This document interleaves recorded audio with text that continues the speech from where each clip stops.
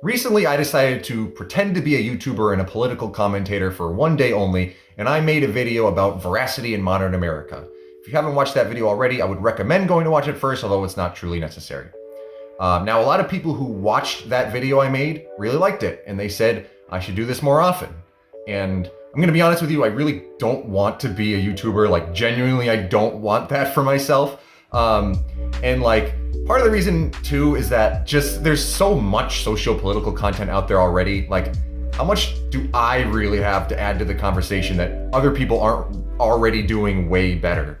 But as time went by, one idea did pop into my head, because there is one thing, after all, that I have to share that no other YouTuber can share, and that is my own views and perspectives in light of my own unique journey through life. And in today's very divided socio-political climate, I feel like hearing others' perspectives is very important. And I do feel like I have a perspective that perhaps some people could benefit from hearing.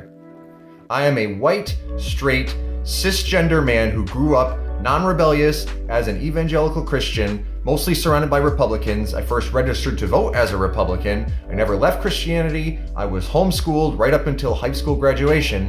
And yet I did not turn out to be a Trump voter at any point.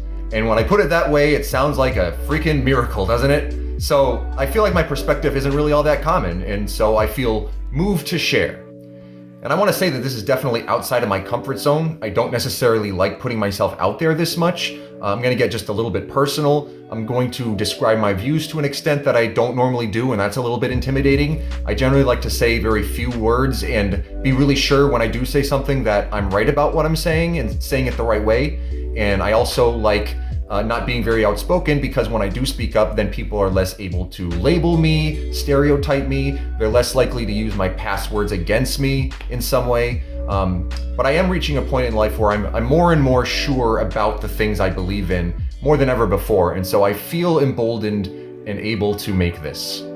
I also want to say that I'm coming from a humble place. I'm going to state and present some facts, but this isn't intended to be like a lecture. I'm more just like describing my own perspective and what it means and how I got to this point. And while I do feel strong and confident in a lot of what I'm going to say, I'm not intending for all of you to think exactly specifically the same way I do. And I don't intend for you to think that I'm definitely 100% right about everything. I just wanted to do this in video form because I think I can more effectively communicate this way. I think I'll come off better if you wind up disagreeing with me on some things. And it also means that if people want my perspective, they're gonna have to watch this long video instead of just like skim some text, you know what I mean? And I do wanna mention as a disclaimer that I am going to leave out a lot of stuff. Like, this video is already gonna be way, way, way too freaking long, and a lot of people probably aren't gonna be motivated to watch it because of that. And going into depth about every little thing and touching on every single issue would just be way, way, way too much. And you don't want me to do that. I don't want me to do that. So just keep that in mind. If I don't mention something you think I should have mentioned, doesn't mean I didn't think of it. That's why. First, I just want to acknowledge a little bit how tricky political terminology can be. Like, there's so many terms that people throw around that can mean so many different things to different people and different things in different contexts. And that makes these conversations a little bit difficult sometimes. Like, take the terms conservative and liberal. People sometimes use those to mean left-wing and right-wing, which is not wrong, but like, people also use them to mean people who want to keep things the same versus people who want to change things, which is also not necessarily wrong. But like, what happens when you have a policy in place that is considered left-wing, like a social welfare program? If someone wants to keep that program, are they conservative for wanting to keep it the same, or are they liberal for wanting to keep a left-wing policy? We also talk about political views as being on a sliding scale from left to right, which can be useful in an everyday context for convenience, but in reality, political views are a little more complicated than that. They're often presented on a spectrum, like quadrants, and there's no universally agreed upon political measuring tool. These quadrants attempt to place people's combinations of economic and social views on a certain point in their grid somewhere. And like, sometimes that's helpful, but we always have to be willing to accept that these things are always going to be a little bit inexact. There are, of course, various ideas that are associated with the left wing and the right wing. I think it's fair to say that left wing usually refers to the pursuit of a more equal society, characterized by scrutiny aimed at whatever the current hierarchy is to snuff out and correct its flaws, while right-wing thinking often sees hierarchy as something that is good or inevitable because some people are at the top because they deserve it in some way. And it may come with the view that hierarchy in society can be good because the people with power in the hierarchy may very well be the ones best suited to wield that power, and that arrangement is best for achieving and maintaining order. So right-wing thinking is typically skeptical of the left-wing scrutiny of the hierarchy because it may disrupt or prevent order. Now, I'm about to tell you how I define my own views, and then I'll let you know what that means to me, what it doesn't mean, and then most significantly, my life journey of how I wound up being in the place I am today. And I hope you'll hear me out this whole way. This may not come as a big surprise since I already said I'm not a Trump voter, but I consider my views to be left-wing. And what I mean by that is, I believe the government has an important duty to ensure a certain quality of life for every citizen, to keep the rich and powerful in check, because if they don't fulfill that duty, then the rich and powerful will seek to grow even more rich and powerful at the expense of everybody else. And I believe strongly that profit motive needs to be very much minimized and restricted. And I'll go into more detail on what I mean by that and why a little bit later. I also strongly believe in pluralism, meaning that I think people should generally be able to practice their beliefs and express themselves freely and live their lives in peace and with respect as fellow citizens, as long as they don't take away from the freedom of others, even if I happen to personally disagree with them in some way. Now, when I say I'm left-wing, that does not mean that I am loyal to a particular political party. I'm actually registered as an independent. It does not mean that I will automatically agree or endorse the views of another person on the left, nor their rhetoric, nor their tactics, nor their personal life choices. I can't really pinpoint myself on the political spectrum because I try to be very slow in adopting really concrete views on like how the government in the present moment should carry out its role. But I do know, I feel very confident that like whatever I would end up deciding would be somewhere on the left side of the political spectrum. I first started really thinking about politics right around when I turned 18, which was 2008 when a presidential election was happening. And I started out as a Republican, which considering my background as a white evangelical isn't a surprise. I grew up in a church where my uncle was the senior pastor, my dad was music director and eventually became assistant pastor, and my mom didn't have a title but was also very involved. A pretty crucial thing about the church, I think, though, was that the pastor before my uncle had gotten my family into some pretty hardcore fundamentalism that turned out to be pretty disastrous. And I think that made them wary of the extreme conservative end of evangelicalism. And while they were Republicans, I think because of this wariness, my family was able to recognize long before Trump that evangelical Christianity had an unhealthy relationship with right-wing politics. They recognized that Christians tended to have a fiercely loyal and uncritical view of the Republican Party, and that in reality, political issues really aren't that black and white. And so I was not taught to have the mindset of the Republican Party is always right and they are to be defended without question. And instead I was taught to actually be honest and impartial when judging the issues and to actually listen to different opinions. And the fact that my family was able to figure that out, considering the social environment they had come from, is really like an incredible, mind-blowing miracle. And it's something that I'm internally grateful to them for. Our church was also very independent and not really connected so much with other churches. So as a result, we were less invested in and influenced by ongoing greater white evangelical culture. But I did start out as a moderate Republican. I used to listen to pundits like Glenn Beck and Bill O'Reilly. And the type of thinking that I bought into back then was that profit motive generally should drive society. That when there's a need in society, there will be a profit motive to go provide that need. And therefore that will motivate people to go and provide what society needs. And the government trying to meddle with that too much will just kind of mess it up. And the government should go easy on the wealthy people who create jobs, because if it tries to tax and regulate them like the left wants to, then it will hinder their ability to create jobs, and therefore the average citizen will be worse off. But I also recognize that I had a lot to learn and that my views were very much a work in progress. And so I decided in my early days not to be very outspoken, and that turned out to be one of the best decisions I ever made because it allowed me to take a long time to formulate my views. If I had been outspoken, I likely would have felt more committed to my earlier views, and I would have felt more of an urge to double down on them because they would have been a bigger part of my social identity. Another thing that happened in 2008 was that I started college, and that was a big deal because coming off of being homeschooled my whole life up to that point and only being employed in my family's business, it was kind of like a foray into the real world after being in a bubble for a long time. I decided to major in sociology, and I eventually decided to minor in psychology because I found human beings fascinating, and I was hungry to learn about other people and other cultures and why they really are the way they are. And this isn't going to turn into a story of a sheltered religious kid going off to college and being indoctrinated or pressured into adopting certain viewpoints or just going with the flow. For one thing, I lived off campus my entire time as a college student, so I wasn't even especially connected with my fellow students or college culture. I didn't really spend much more time on campus than I needed to. My college education was really awesome. I got so much valuable perspective and valuable information that really helped me grow at an important time in my early adulthood. I took a wide variety of courses relating to social and/or political topics. It's true that the political views of my professors tended to be clearly left-wing, but not all of them were the same level of outspoken, and it was never the sort of environment where they were trying to force their political agenda onto us students. In fact, I was normally told explicitly that if I was to write a position paper or something along those lines, I was to be graded on my ability to construct an argument and would be judged that way rather than being graded based on taking the right position. I never worried for a second about taking the wrong position on a paper or anything. My grades were always just fine. I also sometimes participated in structured debates in which two groups of us students were assigned a point of view, one usually conservative and one liberal, and we were given some time to construct an argument as a group and then debate the other group. And again, the group that was considered the winner was the one that constructed the stronger argument, not the one that had the right position. One class I took was the sociology of immigration.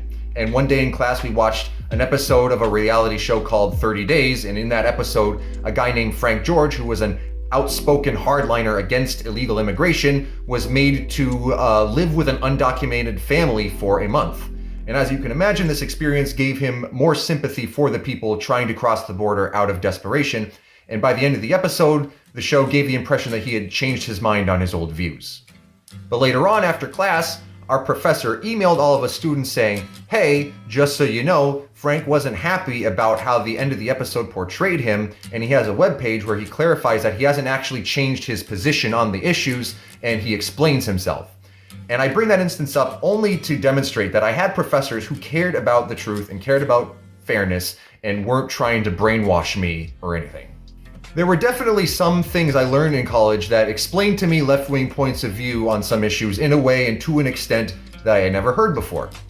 For example, one course I took on race relations was extremely eye-opening to me, as for the first time, things like structural racism were explained to me, and how past racial injustice had long-reaching effects that still affect people of color in profound ways to this day. But even after that, I did remain a moderate Republican until the day I graduated. I wasn't really that close to getting to where I am now. Although not very long after I graduated, I did decide to change my party affiliation from Republican to Independent, and I started thinking of myself as more of a centrist rather than a moderate Republican with no actual leanings, really.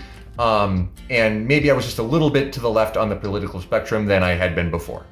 I did notice at the time that I was liking Republicans and their rhetoric and tactics less and less. For example, they usually seem to ignore or not understand the things I learned about, such as structural racism, rather than acknowledge the problems and their effects on people of color and propose an alternate solution. And I was slowly losing confidence in the Republican Party and conservatism, probably more than I realized consciously or wanted to admit to myself. And then the person who, outside of my own family, has had the greatest amount of influence on my political views burst onto the scene, and that person was not some left-wing influence, but actually the opposite. Nobody on earth has by themselves influenced my political views more than Mr. Donald J. Trump. The second Trump burst onto the scene, I knew that I could never support that guy. Not only was he rude and arrogant, but he represented a reactionary movement that took hard and divisive positions on things like illegal immigration without ever showing interest in demonstrating any kind of nuance or deeper understanding of how the world actually works. And then, to my surprise, Trump actually won the election and became president.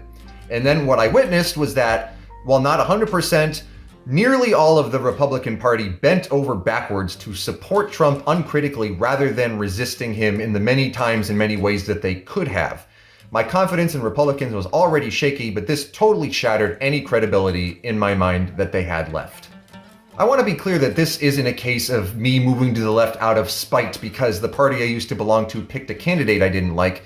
What happened next was that, as Republicans lost credibility in my mind, people on the left gained credibility because the rise of Trump clearly, to me, vindicated things they used to say about Republicans that I was hesitant to accept.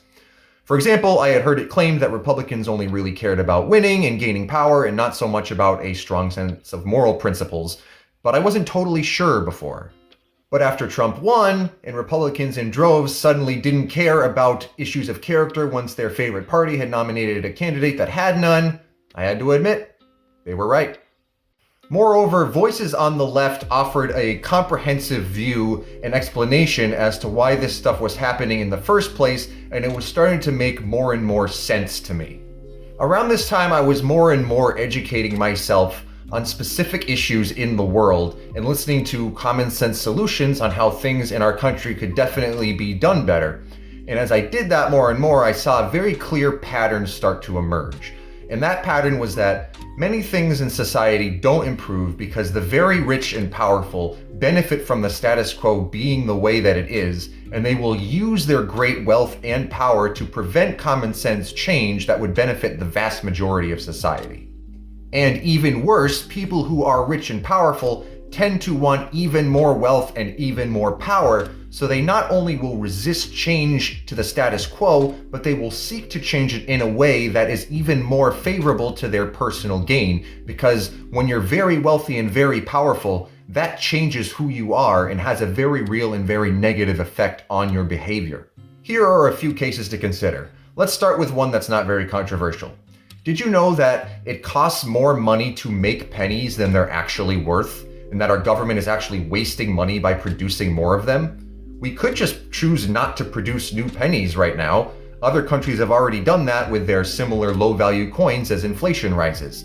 But the reason why we don't is because the people who make pennies profit off of them being made, and they lobby the government so that politicians won't discontinue them.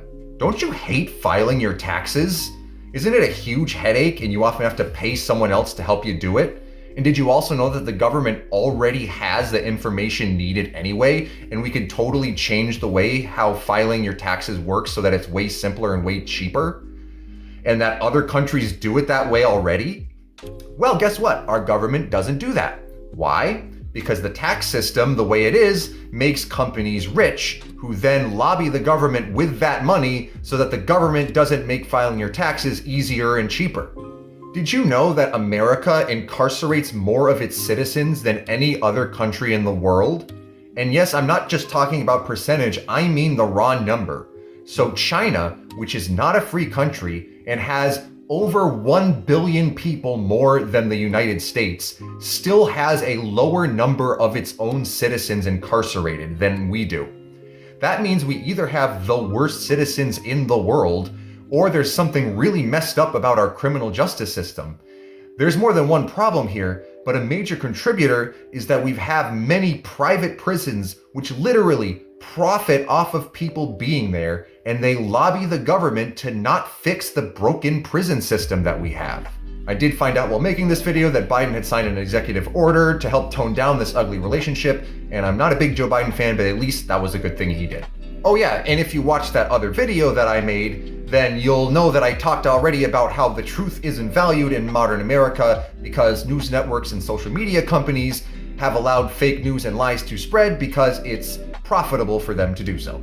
Part of the story of how we got to Trumpism and this deep divide in the first place was that in the late 80s, after the Fairness Doctrine was repealed with the support of President Reagan, a new right-wing media bubble started to form, with Rush Limbaugh's name being the big one at first, and then Fox News starting in the mid-1990s. This bubble thrived on divisive rhetoric and sought profit over truthfulness, because roughly half of a divided population that only trusts you to bring them the news is very profitable indeed. After years and years of them marinating their audience to think a certain way, they were primed to embrace a leader like Donald Trump. But here are some other examples of companies disregarding truth for the sake of profit. Last century, when we were researching nutrition, scientists were learning about how sugar contributes to health problems like heart disease. Want to know what the sugar industry did? They tried to cover it up, and companies blamed fat instead and did stuff like pushing fat-free food products loaded with sugar so that they could get rich at everybody's expense. You know how global warming / climate change became a huge issue in the public square about 20 to 30 years ago? Well, before that time, before there was significant public pressure to acknowledge it, oil company Exxon did research which showed that CO2 emissions contribute to climate change and could cause what we're seeing now. Did they properly inform the public and adjust their business practices accordingly? Nope. They lied and they covered it up so that they could keep making money at the expense of literally everyone. You know that substance called asbestos, which is used in construction, that's actually toxic and can cause deadly illnesses? Well, when companies that utilize asbestos found out that it was toxic, say it with me, they covered it up. Because who cares if people are getting sick and dying as long as we're getting rich? Oh, and by the way, it was literally only this year, that being 2024, that America finally decided to actually ban the stuff. I was originally made to think that profit motive is supposed to guide society, but upon hearing so many instances like these, and that's not even all of them, my opinion completely shifted. When profit motive reigns supreme, it's very clear to me that the rich and powerful will look for any way that they can to exploit people and lie to get more money in ways that are harmful. And when they get more money, they have more ability to lobby politicians and spread propaganda. And now my view is that the government needs to provide strong safeguards so that the rich and powerful can't abuse their money and power so easily. And this is one of many reasons why I don't like Donald Trump. Because in a world where the rich and powerful abuse their wealth and power, Trump wants to make them pay far fewer taxes and give them more freedom to do whatever the heck they want, not less. And this is really the heart of why I consider my views to be left-wing, because a right-wing government is one that doesn't really want to make rules that upset the rich and powerful and disrupt the current hierarchy. And the thing is, roughly a half a century ago, American politics really shifted and moved towards an economic attitude of cutting taxes for the most wealthy people and giving them more freedom to conduct their business however they wanted, and privatizing things so that private companies were in charge of more stuff that the government used to be involved in. The whole idea that government is the thing that we have to focus on keeping in check. The rationale behind it is that it fuels job growth, and eventually the wealth from these rich people will trickle down to everyone else. Ronald Reagan is the most well-known figure in this shift, though it wasn't just him. The thing is, in some ways, this pulled the Democratic Party further to the right. Bill Clinton branded himself as a new Democrat. He campaigned to end welfare as we know it and declared in a State of the Union address that the era of big government is over, which would have been very strange to hear from a Democrat before him. Barack Obama billed himself as a big-time progressive candidate and inherited a financial mess caused by corporate greed. And yes, the Dodd-Frank bill did get passed in the aftermath, but many people on the left will be quick to point out that Obama was too friendly with the rich and powerful and passed up his chance to do way more than he could have and should have to pass meaningful reform after the financial crisis. If you look at this graph about taxes on the wealthy, for example, you'll see that taxes have been drastically cut from where they were in the mid-20th century. Democrats are thought of as the people who will raise taxes on the wealthy, but in the long run, they don't do anywhere near as much to raise them as much as they get cut. One way that I used to see people sell right-wing politics in the past was that each generation in America is getting richer and richer, and we're better off than our parents and grandparents were. The point being that our economic system with limited government is really working well, and everybody is benefiting and making money. So let's not let the government try to meddle with it. An argument you'll see for Trump is that, well, the economy was good during his first presidency, and that's what really matters. But the problem is that younger generations like mine are finding out that, by and large, we're not doing better than the previous generations. You see, it kind of sucks to be a young person in America right now. The rich are getting richer, but that wealth isn't trickling down to us. Everything's way more expensive than when our parents were younger. Higher education is dramatically more expensive and less likely to earn you a prosperous career if you get one, but you also need one to stand out in the job market, which is a lot more unforgiving than it used to be, and you can't just walk in and make an impression on a potential employer anymore because everything's done online now. There are far fewer jobs that you can realistically support yourself with, and it takes longer to get a decent career going. The current housing market is one of the big things that is making me feel more motivated to speak out, because the current cost of housing is crazy, bonkers, nutso wacko. It's going to screw over a whole generation out of home ownership, not to mention make high rents of something that's really going to cripple people financially. I'm one of the more fortunate millennials because I got a good stable job back in 2015 and I was able to buy a house a year later. If I was just a little younger, it would have been possibly a very different story, because guess what? After just 6.5 short years, the value of my house was already double what I paid for it. Now, even though I'm one of the more fortunate young people in the country, I'm still affected in my personal life possibilities because of the current state of the economy. I'm a single person who lives alone, so I bought a small house, and I figured if I happen to meet a lady I want to be with, and we decide we want to have kids and get married, I'd really want to sell this place and get something just a little bit bigger. And for a while, that seemed like a real option, really viable. But now with today's market, just a short time later, all of a sudden, I feel like I won't even be able to do that without a spouse who earns a sizable salary, because the price of homes is just insane. It's nuts. And if I ever did want to have kids, another problem I'd have is health insurance, which is another problem in America that I haven't even brought up yet. Every other developed country in the world has a government-run healthcare system. And it's not a big controversial thing in those countries. It really seems like a good thing for the government to provide. And when people in those countries find out that the American government doesn't guarantee healthcare for all its citizens, the reaction is usually one of shock.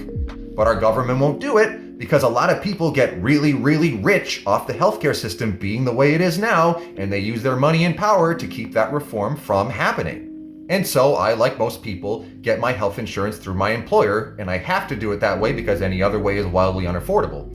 And right now it's not a big cost. I think next year my health plan will charge me less than $200 a month, which really isn't that bad. But if I had a wife and child and I wanted to get the family health insurance plan so that my wife and child would be covered, the plan that my company offers that I'm stuck with, if I'm remembering right, it would cost me over $1,200 a month. Like, I have a good job. I'm really happy with it. It's objectively good and I like it and I want to keep it, and I still feel like I can't afford to have a family. Like why do we let the system be like this?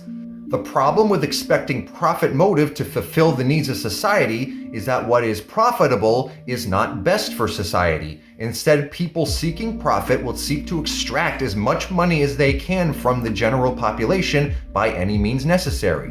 Why is healthcare so expensive? Companies know that people can't afford not to get it, so they can raise prices basically as much as they want. Why is housing so expensive? There's not enough houses right now. There are multiple reasons why, sure, but a huge part of it is that real estate is a big part of how people build wealth in the system that we've built, and building a lot more housing will decrease the value of many people's homes, and those people don't want that. Profit motives sometimes want scarcity to keep prices high, and when the thing in question is something that everybody needs, that causes a huge problem. More and more money has now crept into our political system since that right-wing shift nearly a half century ago, because people with money and power have changed the system to favor those who already have money and power.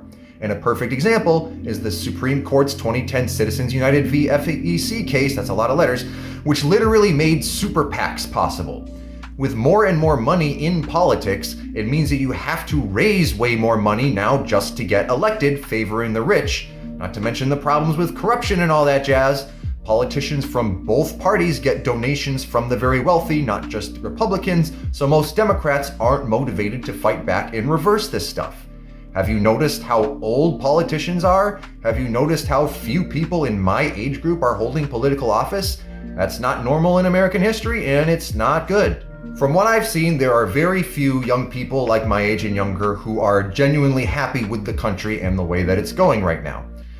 There are some young people who are frustrated and they hear Donald Trump and they hear his anger and that connects with them and they buy into his phony rhetoric. But young people who pay attention to politics and don't go for Trump, from what I've seen, usually wind up with roughly the same view that I've just described to you, that the core problem in politics is people with a lot of money and power using their money and power to rig the system in their favor at the expense of everyone else.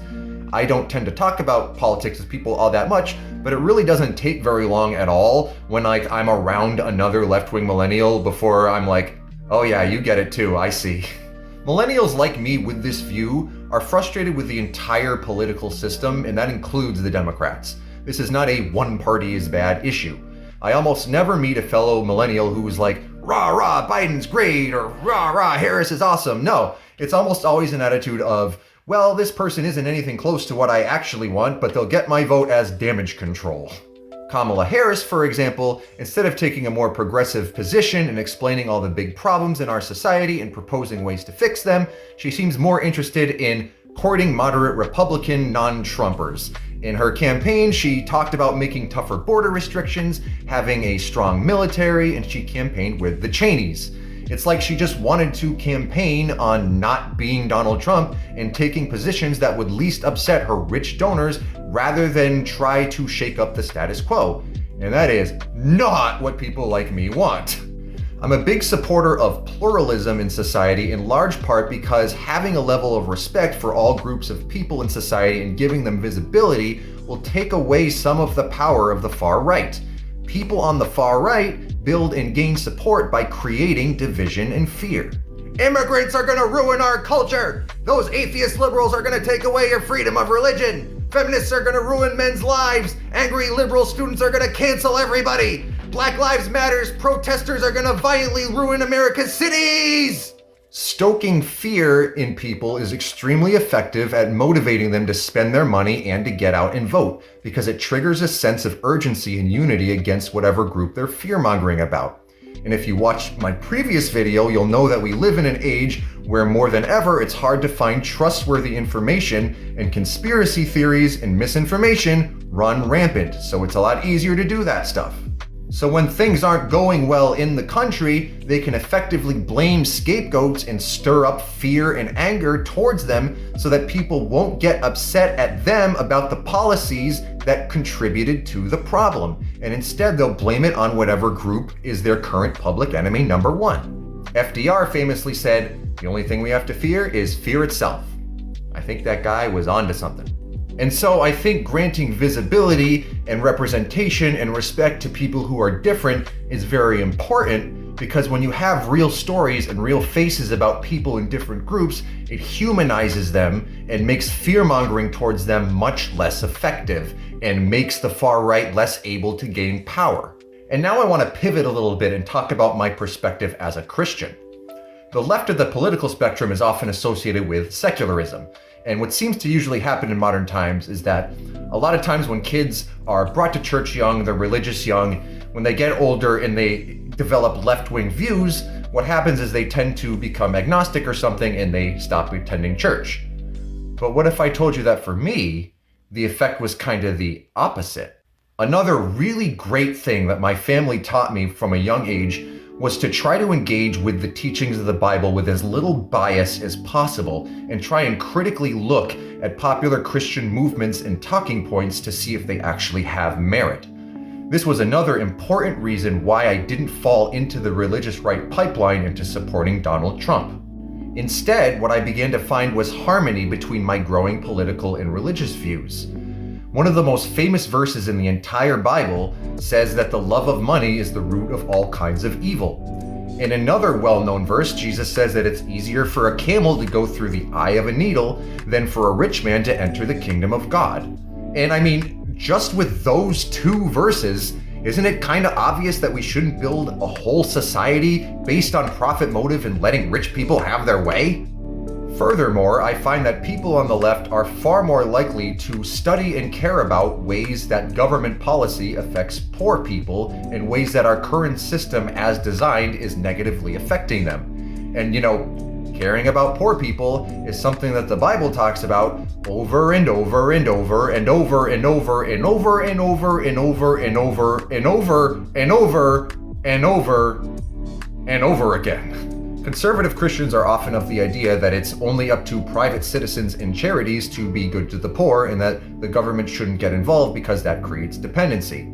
But the problems with this are, one, that government policy is going to affect the poor in some specific way, which we definitely have to be mindful of and examine, and two, the Bible also definitely speaks out against rulers and governments that don't give consideration to the poor. There's a common attitude that society has already given the poor the tools they need to not be poor anymore, and that all they need to do is just pull themselves up by their bootstraps. And yes, every person's situation is different, but by and large, if you study modern American poverty, you'll find that this statement is just patently false as a general statement. I mean, do you know how much rent costs these days? And I really have to stress that seeing this harmony between my political and religious views made both of them stronger. It made me feel more vindicated to believe in all the things that I believe in. Jesus didn't try to stoke fear and division. He offered people love and mercy, no matter who or where or what they were. And he also spoke out firmly against powerful people around him who perpetuated injustice. The Bible clearly understands human nature and how money and power corrupt and lead to injustice and oppression, and greatly stresses the importance and responsibility of pushing back against it. There's one more thing I want to discuss before I end this far too long video. If you're not a Trumper but also skeptical about the left, there's a decent chance that you view those two groups as sort of equal and opposite, two angry, unreasonable, intolerant mobs. This perception is understandable, but I think it's very important for me to explain why I have come to not see it that way. You might be under the impression that since I'm a white, cisgender, straight Christian man, that the left would be rather hostile to me. The reality is, nope. The very worst I've ever gotten is just a couple mean replies solely because I said I'm a Christian on a YouTube comment one time. And those were just random strangers. I did not care. The truth is, the vast majority of people on the left don't actually hate men or white people or even Christians in general. What they most commonly really care about and oppose is actually the rich and powerful. To illustrate this with a particular corner of the left, you may have heard feminists throw around the term patriarchy as the big thing that they're fighting against. As an outsider, you might view this as them trying to start a battle of women versus men. But actually, feminists effectively argue that patriarchal norms hurt the average man too, just to a lesser extent than women and in different ways. They'd argue that the ones really benefiting from patriarchal norms are the rich and powerful. Therefore, feminism isn't women versus men, it's one of the many flavors of regular people versus the rich and powerful. When white Christian men like me say and do things that further the cause of the rich and powerful, people on the left will get upset. But because I'm slow and careful to form my opinions before voicing them, I haven't fallen into this trap, and thus have never been made to feel uncomfortable in my own skin around peers who are on the left. Like in the vast majority of social contexts, when you're with people on the left, most of them don't actually care what your opinion is and aren't even going to ask you. I think part of the problem is that social media culture encourages us to always have a take to share, when we really probably should just be quiet unless and until we really know what we're talking about. Some people get nervous about possibly being lambasted for using language that's not the current, most recent politically correct thing to say.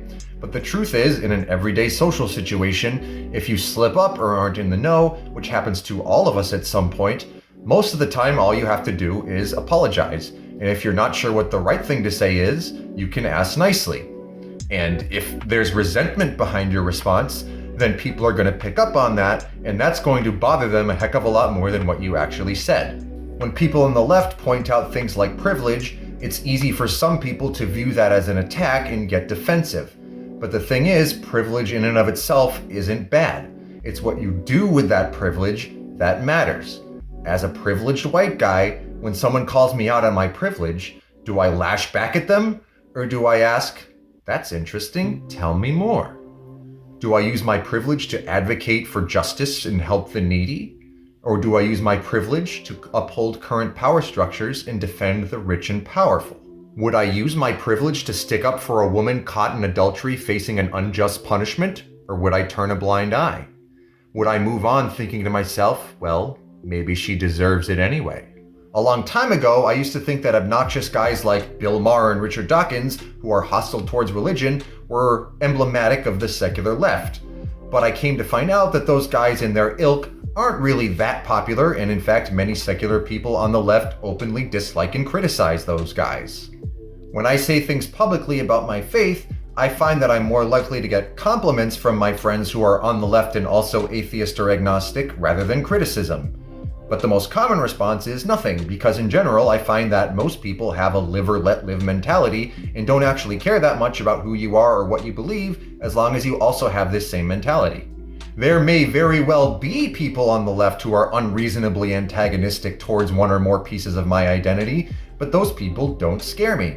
If I encounter one, I have very strong legs to stand on when reasoning with them, because I clearly understand that the real problem is the rich and powerful trying to preserve and grow their wealth and power. And if someone still hates me for my identity after I make that clear, then honestly, they're just crazy and I don't even care at that point. An important thing to know about the left and all the many subcultures within it is that it's very diverse and ideologically driven rather than reactionary, more willing to criticize their own leaders, and therefore they're not vulnerable to falling in line for a demagogue like Trump. Consider a white atheist, an African American Christian, and an Arab American Muslim. Those are three demographics that would all stereotypically be on the left, but those are three very different people with different interests who would absolutely disagree on some things. Are there people on the left who are vulnerable to mob mentality? Yes.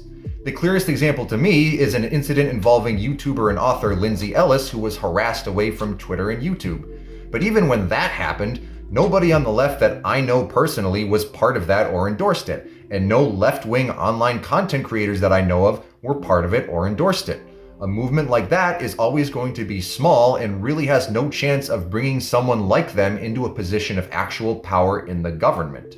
And on top of that, I find that many causes on the left, like opposition to things like racism and sexism, come from a good place, and they tend to have a lot of research behind them to explain why the problems are real. But unfortunately, I just can't say the same thing about Trumpism. I can have a reasonable debate with someone who wants to fight racism and sexism but goes about it the wrong way, but I can't have a reasonable debate with a Trumper whose entire worldview is shaped by right-wing propaganda and or conspiracy theories. So in summary, I started out on the right, but for many years I've tried to quietly listen and learn and be as objective as possible. As I learned and watched world events happen, I've gradually moved to the center first, and then to the point where I had to admit to myself that my old views were wrong, and I'm clearly on the left side of the spectrum now. And again, that doesn't mean that I automatically and uncritically accept anything anyone on the left says, nor their rhetoric, nor their tactics. But I agree with the basic premises that the purpose of a government has to be to keep the rich and powerful in check, to uphold pluralism, to try to ensure a decent life for everybody. And there's plenty of room for reasonable debate and differences of opinion within that framework. This change in me was not brought on by social pressure or fear of getting canceled or anything like that. I don't actually tend to talk about politics with people on much more than a surface level, so believe it or not, this is actually the very first time I've ever said out loud to anyone that my views are left-wing, even though I may have felt this way for a while. I see America going down a path that's frankly scary and clearly not sustainable. I think we really need more progressive leaders who can properly connect with people and communicate why we're in this mess that we're in and what kind of changes and reforms can help us to heal. And the healing process will take a very long time, but the optimist in me says that it's possible. There was a lot of stuff that I could have touched on that I decided not to because this video is already way too long. But if you want to talk to me about any of this stuff, if you disagree with things that I said or what have you, feel free to comment and have a conversation with me about it. As long as you're respectful, I will be too. That's it for now. Thank you so much for listening to what I have to say. Have a great day, and remember to always love your neighbor as yourself.